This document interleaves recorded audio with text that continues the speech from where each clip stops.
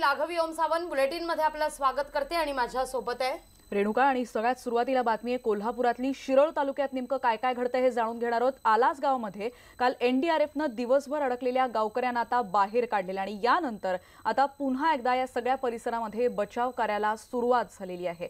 आलास या गावामध्ये अजून 500 ते 700 नागरिक अडकलेले आहेत आणि या पूरग्रस्तांना बाहेर काढून कवठेपुळण आणि कर्नाटकातल्या कागवाडमध्ये आता नेलं जाणार आहे। कागवाडमध्ये स्थानिकांनी शिरोळ तालुक्यातल्या पूरग्रस्तांसाठी गेल्या 5 दिवसांपासून छावणी सुरू केली आहे। याचा आढावा घेतलाय आमचे प्रतिनिधी संदीप देसाई यांनी। आम्ही आता बघतोय कवठे गुलनमधनं आता एनडीआरएफची टीम दुसऱ्या दिवशीचा बचाव कार्य करण्यासाठी आलेली आहेत। ही पहिली बोट आता भरलेली आहे। सगळ्या गावकऱ्यांनी आलास गावातल्या सगळ्या महिला ज्येष्ठ नागरिक या बोटीमध्ये बसवण्यात आलेत। ही गर्दी आपण बघितली तर किती मोठ्या संख्येनं नागरिक या ठिकाणी होते याचा अंदाज आपल्याला येऊ शकेल। संपूर्ण गाव इथं होतं। काल 843 लोक वाजवली आणि शेकडो लोक अजूनही इथं आहेत। एनडीआरएफचे जवान त्यांना घेऊन या बोटीमधनं जात आहेत। एक बोट रवाना झालेली आहे। दुसऱ्या बोटीमध्ये आता सगळे जवान बसत आहेत। आजूबाजूला सगळं गाव जे आहे ते पाण्यामध्ये भरलेलं आपल्याला पाहायला मिळतंय आणि प्रत्येक जणाची धडपड सुरू आहे। मात्र गावकऱ्यांमध्ये थोडासा समतोल आहे। गावकरी ज्येष्ठ नागरिक आणि महिलांना पहिल्यांदा प्राधान्य दिसतंय। शेकडो लोक अजूनही सुद्धा इथं बचाव कार्याची प्रतीक्षा करताना दिसत आहेत आणि एनडीआरएफचे जवान आपल्या जीवावर उदावर होऊन या सगळ्यांचं बचाव कार्य करताना दिसत आहेत। कॅमेरामन हेमंत बागुलसह संदीप देसाई, न्यूज 18 लोकमत, आलास, शिरोळ, कोल्हापूर।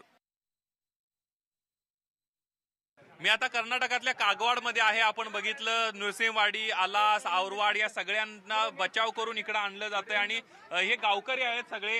हे जेवायला वाढणारे नाश्ता द्यायला लागलेले आहेत आणि आवरवाडमधनं आम्ही इकडे आल्यानंतर किंवा कवठे गुलनमधनं इकडे आल्यानंतर आपण जर बघितली तर परिस्थिती तिथलं भीषण आहे। लोकांना खायला जेवायचे प्रॉब्लेम झालेले आहेत आणि कागवाडमध्ये कर्नाटकातल्या इथल्या स्थानिक नागरिकांनी ही सगळी व्यवस्था लावलेली आहे। मग या ठिकाणी सकाळचा नाश्ता असेल किंवा दुपारचं जेवण असेल हे सगळं दिलं जातंय। आपण बघतोय ही लहान मुलं सगळी आहेत। ही कर्नाटकातली मुलं नाही आहेत किंवा हे सगळे पूरग्रस्त आहेत। हे सगळे आपल्या महाराष्ट्रातले आहेत आणि कवठे गुलंद असेल किंवा एकंदरीत आलास असेल, बुबनाळ असेल, आवरवाड असेल, नृसिंहवाडी असेल या सगळ्या भागातले आहेत। आपण बघूया इकडे हे पूरग्रस्त काय आहेत आणि त्यांना राहायची व्यवस्था सुद्धा करण्यात आलेली आहे।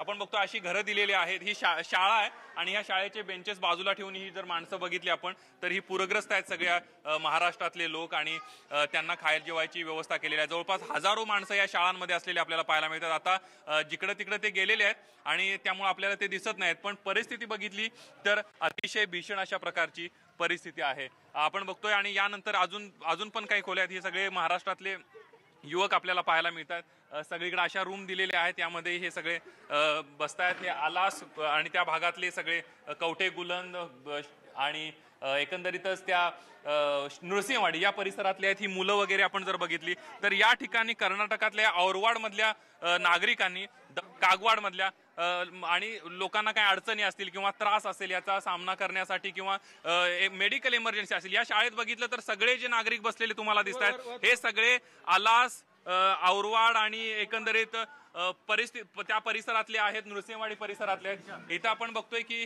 दवाखान्याची सुद्धा व्यवस्था केलेली आहे। कुणाला मेडिकल इमर्जन्सी आली तर शाळेच्या या स्टाफ रूम मध्ये दवाखान्याची व्यवस्था केली आहे। डॉक्टर, नर्स वगैरे इथं सगळ्या मेडिकल सेवा पुरवताना दिसत आहेत आणि या सगळ्या परिस्थितीमध्ये आपण बघतोय हे सगळे कर्मचारी आहेत जे या सगळ्याची सोय करतायत आणि एकंदरीतच कर्नाटकातल्या नागरिकांनी, कागवाडच्या नागरिकांनी एक मोठी सोय या ठिकाणी केलेली आपल्याला पाहायला मिळते। पूरग्रस्तांसाठी हा खूप मोठा दिलासा आहे। कॅमेरामन हेमंत बागुलसह संदीप देसाई, न्यूज 18 लोकमत, कागवाड, कर्नाटक। आपण बघतोय कर्नाटकातल्या कागवाडमध्ये आहे मी आणि कागवाड तालुक्यामधल्या या इथं आपण मगाशी बघितलं की कशा पद्धतीनं पूरग्रस्त जे आहेत शिरोळ तालुक्यातले यांच्यासाठी जेवणाची, राहण्याची व्यवस्था करण्यात आलेली आहे, नाश्त्याची व्यवस्था केलेली आहे। हे सगळे कागवाडचे गावकरी करतायत आणि मोठ्या प्रमाणावर मेहनत घेताना हे सगळे गावकरी दिसत आहेत। आपण बघतोय या महिला मंडळ आहे, हे कागवाड मधल्या या महिला सगळ्या डाळ निवडायचं काम करतायत, भाजी चिरून देणं आणि किंवा जेवणासाठी लागणारी सगळी मदत जी आहेत या महिला करताना दिसत आहेत।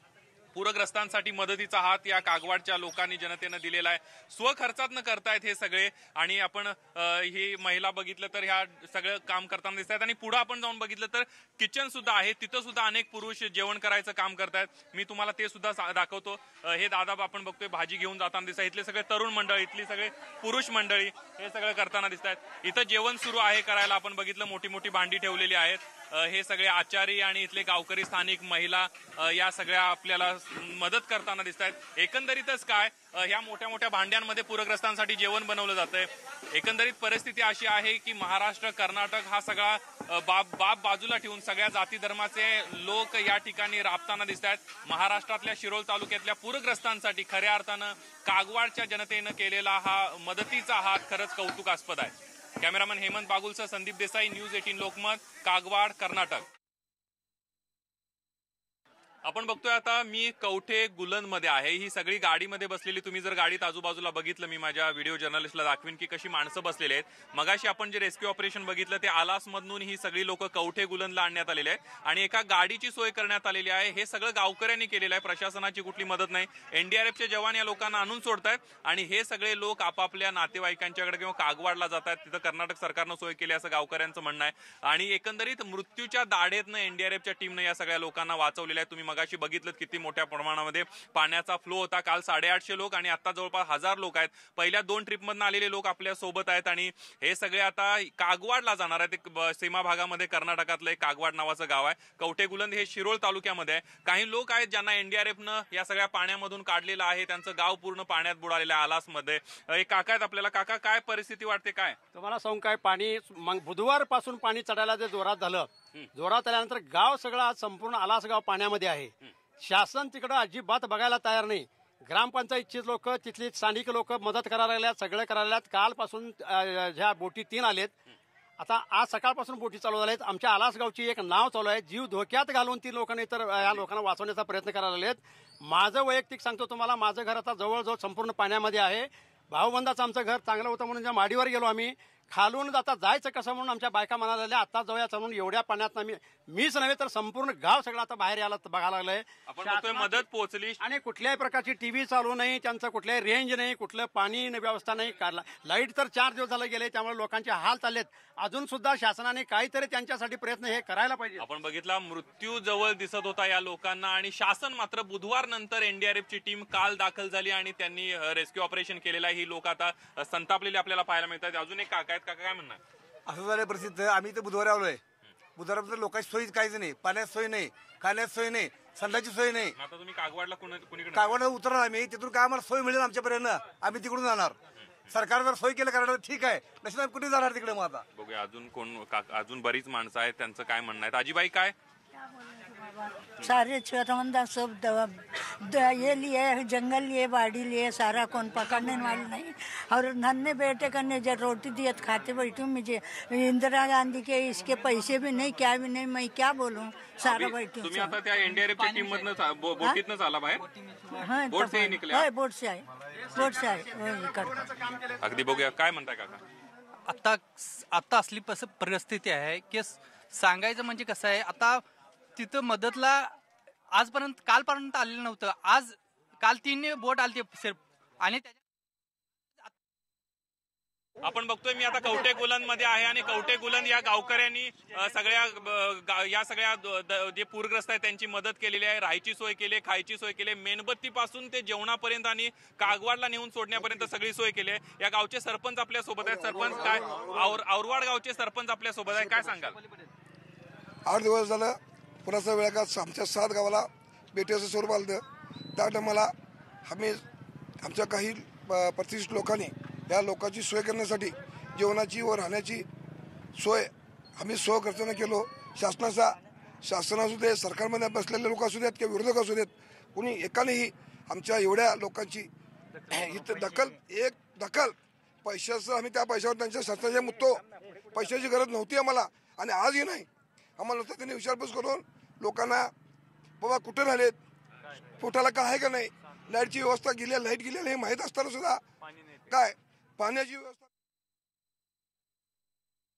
आपण बघतोय कागवाडमध्ये ही सगळी जेवणाची व्यवस्था केलेली आहे। जेवण करण्यासाठी 1000-1200 लोकांचं किती त्रास घेत आहेत कागवाडचे कर्नाटकातले हे नागरिक आपण बघतो। या सगळ्यामध्ये ज्यांनी हे सगळं नियोजन करतायत ते गावकरी आहेतच, पण या सगळ्यामध्ये आपण नियोजन करणारे काही मंडळी आहेत त्यांच्याशी बोलूयात। दादा, कधीपासून ही व्यवस्था करताय, किती माणसं आहेत? आता 5-6 दिवस झाले आम्ही करायला लागलोय। इथं महाराष्ट्रातली 7 खेड्यातली लोक तिकडं गव्हर्नमेंटचं तिकडचं काय पोचायचं साधन नाही म्हणताना त्यांनी इकडे कर्नाटकात येऊन आमच्याकडे थोडं हे केल्यावर आम्ही 1000-1200 लोकांचं त्यांचं व्यवस्था केलेलं आहे.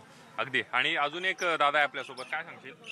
आपण इथं आता सध्याला आपल्या ह्या टोटल जेवणाच्या केंद्रामध्ये जुगुळ, मंगावती, शापूर तसंच महाराष्ट्रामधील गणेशवाडी, शेडशाळा, आलास, बुबनाळा आणि इतर असं टोटल 7 गावाचं आम्ही इथं 1000 ते 1200 लोकांचं जेवणाची व्यवस्था केली आहे. त्यांना सकाळी नाश्त्याची व्यवस्था, दुपार जेवणाची व्यवस्था व संध्याकाळी जेवणाची सुद्धा व्यवस्था केली आहे. त्यांना राहण्यासाठी कोणतीही सुविधा नव्हती, म्हणजे हातरण्यासाठी चादर सुद्धा नव्हतं व कांबरण्यासाठी कांबरून सुद्धा नव्हतं. ती सुद्धा आमच्या गावातील स्वयंसेवकांनी व मंडळांनी व सर्व नेत्यांनी मिळून याची सोय केली आहे. त्याच पद्धतीने इकडे एक आमच्याकडं जो मुख्य रस्ता होता तो रस्ता सुद्धा ह्यांच्या म्हणजे पुढाकार घेऊन आमचे माजी खासदार आणि या सगळ्यामध्ये तुम्ही सगळे गावकरी स्वखर्चानं हे करताय, हे यामध्ये नमूद करण्याजोगं आहे. कुठलीही मदत नाही यांना सुद्धा. हे कागवाडचे गावकरी स्वखर्चानं सगळं करतायत. सडळ हस्ते पूरग्रस्तांसाठी त्यांनी मदत छावणी उभारलेली आहे.